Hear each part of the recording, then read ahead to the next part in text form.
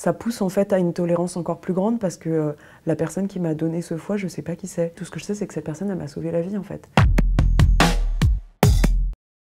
Coucou, c'est Thérèse, je suis musicienne, styliste EDA et je fais tout plein d'actions engagées. Aujourd'hui, je suis là pour vous parler de ma maladie qui s'appelle la polykystose hépatorénale héréditaire. Du coup, la polykystose hépatorénale héréditaire, c'est en fait une maladie qui fait que j'ai des kystes dans le foie et dans les reins. Et c'est des kystes qui à la base sont bénins, mais qui poussent au fur et à mesure dans mon corps à un rythme qui est propre à chaque malade. J'ai appris que j'étais atteinte de cette maladie il y a environ 10 ans. Ma maman à cette époque-là était elle-même malade et dialysée en attente de greffe pour cette même maladie, puisque en fait cette maladie est héréditaire et du coup je l'ai héritée de ma mère. Au départ, j'ai commencé par une phase d'effondrement. Ça a été ça le début, dû à une forme d'injustice. En fait, je me demandais pourquoi moi.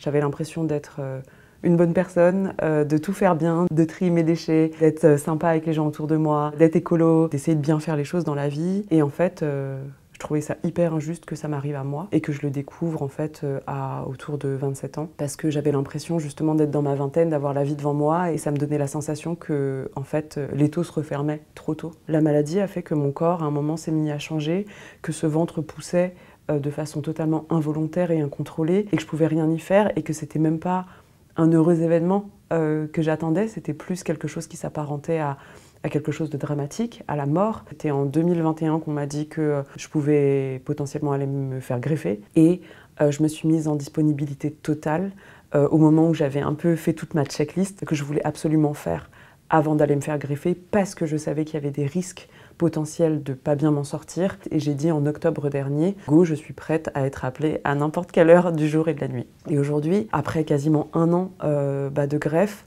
je vais bien, je vais même super bien. Je vais mieux qu'avant la greffe et j'ai appris en fait pour la première fois de ma vie à demander de l'aide, à dire à mes proches que j'étais pas forcément capable de faire tout toute seule.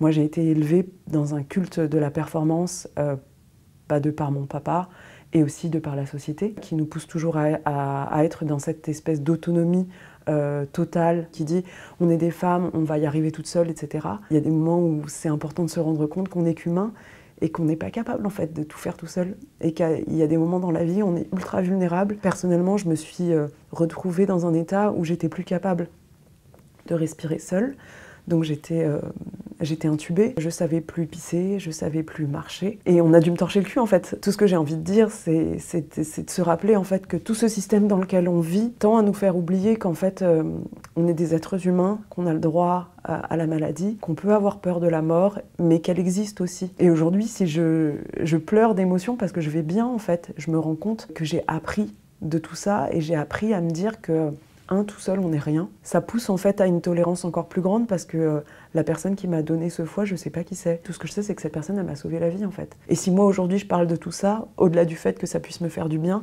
c'est parce que je sais qu'il y a plein de gens qui sont malades, qui se sentent seuls aussi, que ce soit une polykystose hépatorénale ou non. Plus on parle de ces difficultés-là qu'on traverse tous et toutes, moins on se sentira seul et peut-être qu'on se souviendra quand on aura envie de chier sur l'autre sur les réseaux sociaux ou dans la vie ou de frapper son voisin de métro, que peut-être qu'il faut y réfléchir à deux fois parce que cette personne, elle pourrait nous sauver la vie en fait. Le dernier morceau que j'ai sorti s'appelle Toujours trop. C'est une lettre de rupture à tout un système en fait, en entier, de se dire que j'ai passé trop de temps à détester mon corps. En traversant cette épreuve de la greffe, je me suis rendu compte que mon corps était tout sauf une simple enveloppe qui était là pour plaire à telle ou telle personne, pour être la meuf la plus bonne du monde, mais si t'es toute seule et en mauvaise santé mentale, je pense qu'on passe à côté de l'expérience de la vie. Notre corps n'est pas qu'un objet de soumission en fait, et qu'il est possible, en prenant compte de sa valeur, en prenant conscience en fait de sa valeur, de reprendre une forme de pouvoir sur notre corps et justement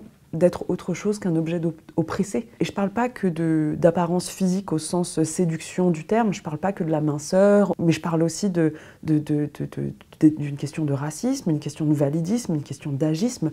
Tout ça est pris en compte en fait. Et que je pense qu'on peut en faire autre chose. Je sais pas si c'est vrai, mais je m'accroche à cet espoir parce que sinon en fait je me lève pas le matin.